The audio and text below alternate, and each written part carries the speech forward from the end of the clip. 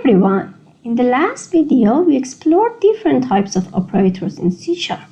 Now, before moving on, let's take a quick quiz to test what you have learned. Feel free to pause if you need more time to think before we go over the answers. Question 1. What will be the output or the result of this code?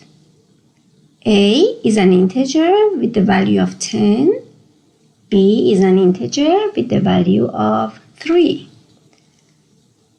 And the code is console.writeLine A modulus B. And the options are 3, 1, 0, and 10. Next question. Which operator is used to compare two values for equality? Option A is equals. Option B, double equals. Option C, exclamation mark and equals.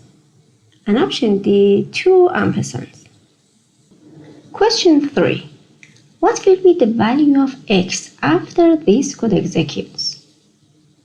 X is an integer with the value of 5, and the code is x plus equal 3.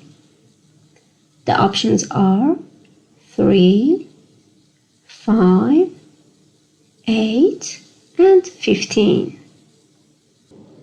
Question 4. Is the result of the following expression true or false? Result is a Boolean variable, and the expression is 5 greater than 3 and 10 is less than 20. Is the result true or false? Those were the questions. Now let's go through the answers. Question 1. The modulus operator returns the remainder in a division. So when 10 is divided by 3, the remainder is 1. And the correct answer is option B. Now question 2. The equal or is equal operator is used to check if two values are equal. A single equal is an assignment operator, not a comparison one. So the correct answer is option B. It's like this example. Here it checks if 5 is equal to 3. It's not, so the result will be false. Question 3. What will be the value of x? In here, x is an integer with the value of 5. X plus equals 3 is a shorthand of x equals x plus 3. And because the value of x is 5, so the x get the value of 8.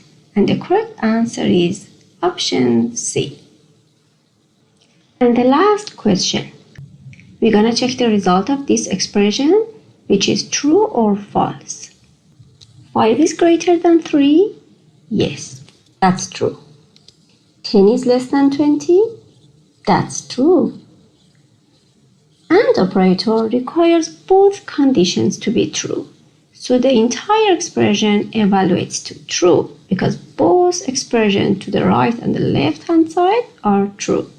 And the correct answer is option A. Well done on completing the quiz. If you got something wrong, don't worry. Operators take practice and they will become instinctive over time. Keep experimenting with them in your code and let me know in the comments if you have any questions. In the next video, we will cover decision making and flows in C#. Make sure to subscribe, like, and comment if you have any questions. See you in the next lesson.